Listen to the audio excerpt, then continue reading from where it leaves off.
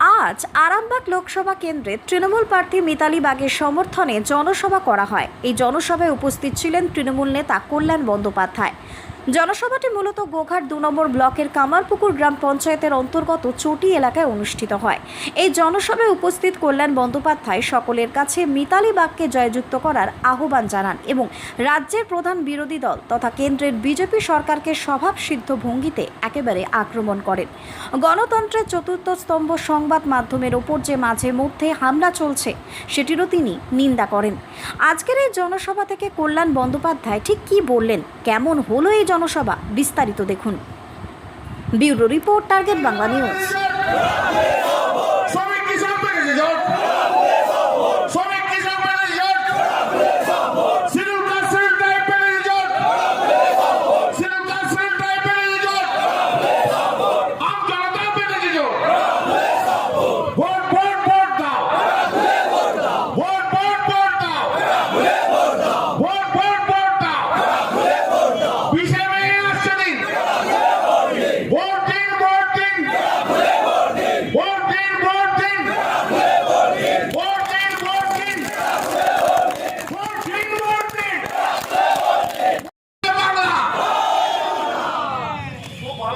Thank you, প্রত্যেককে অসংখ্য ধন্যবাদ।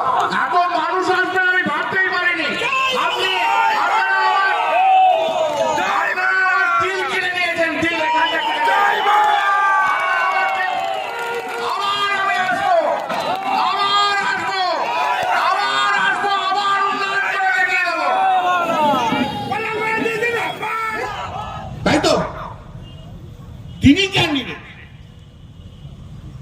5 বারও তো শুধু সিআইএসএফ এর মধ্যে থাকলো, জনতার মাঝে তো থাকেনি। সব সিআইএসএফ বর্ডার সিআইএসএফ।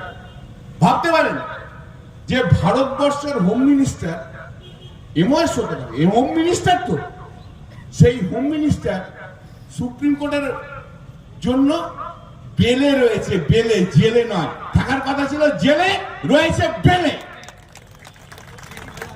থাকার কথা ছিল জেলে, রয়েছে বেলে। তাহলে ক্রিমিনাল অ্যান্টিসিডেন্ট রয়েছে, ক্রিমিনাল অ্যান্টিসিডেন্ট রয়েছে, তাই তো?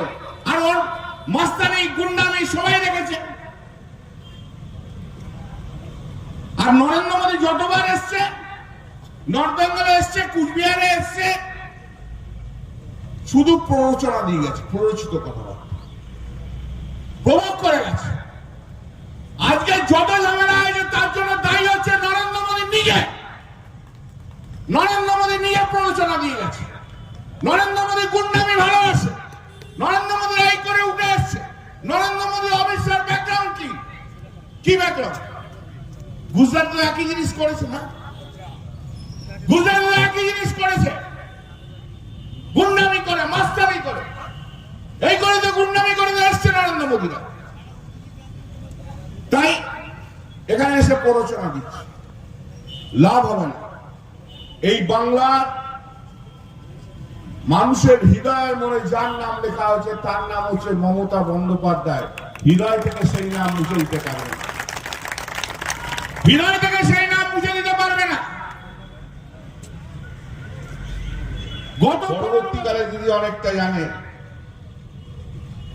মিতালিকে আমরা ক্যান্ডিডেট করিনি, মিতালিকে ক্যান্ডিডেট করছে স্বয়ং রামকৃষ্ণদেব। যান মিলিয়ে নেবেন, পরে আবার বলবো আপনাদের। কোন শক্তি নেই, কোন শক্তি নেই, এমন কোন শক্তি নেই যে মিতালিকে জয়ের পথে রুদ্ধ করতে পারে, এমন কোন শক্তি নেই। শুধু আপনারা এগিয়ে আসুন, আপনারা আশীর্বাদ করুন, আপনারা এগিয়ে আসুন, দেখে নিন। আমি ঈশ্বরে বিশ্বাস করি, আমি করি। আমার আরাধ্য দেবতা দেবী মা কালী, সবাই জানে। আমি লুকোচাপা কিছু করি না। ওম কালাং বরণাং ঘোরাং মুক্তকেশী চতুর্ভুজাং কালিকাং দক্ষিণাং দিব্যাং মুন্ডমালা বিভূষিতা। আমি মা কালীর ভক্ত। তো তার নাম নিয়েই বলছি। ভারতীয় জনতা পার্টি যাই চেষ্টা করুক না কেন, রুখতে পারবে না, রুখতে পারবে না। শুভেন্দু অধিকারী গায়ে বড্ড জ্বালা হয়ে গেছে, শুভেন্দু অধিকারী গায়ে বড্ড জ্বালা হয়ে গেছে যে তারা এখানে এসে আরামবাগ পার্লামেন্টে এসে মিতালিকে অ্যাটাক করতে হয়েছে। তা শুভেন্দু অধিকারী যখন মিতালিকে অ্যাটাক করতে হয়েছে, তাহলে মিতালি কোথায় মানুষের মনে? আরামবাগের পার্লামেন্টে মানুষ কি করে মমতা বন্দ্যোপাধ্যায়কে দেখে সেটা শুভেন্দু অধিকারী বুঝে গেছে। শুভেন্দু অধিকারী নিজেই বুঝে গেছে মিতালিকে আর আটকানো যাবে না, চলো পার্সোনাল অ্যাটাক করো। ও কিন্তু বুঝে গেছে। गुवाहाटी करेंगे, हम वो करेंगे, हम तय करेंगे, हम ऐसा किया है, हम ऐसा किया है। अरे क्या किया है भैया, बोलो ना, अभी तो टाइम है। रिपोर्ट कार्ड चाहिए हमको, कॉन्स्टिट्यूएंसी ओरिजिनल चाहिए। अभी तो हिसाब देने का समय आ गया भैया, हिसाब तो देना होगा। बहुत बात हो गया, बहुत स्पीच सुन लिया, अभी हिसाब दो। आरामबाग पार्लियामेंट में हिसाब चाहिए, हिसाब। एक नंबर बोली, अच्छा तो बोले 1.5 करोड़ रुपया से ज्यादा हमने खर्चा किया है बेटी पढ़ाओ बेटी बचाओ के लिए, बोले कि ना? अरे बोलते तो हम बोले बेटी पढ़ाओ बेटी बचाओ नहीं।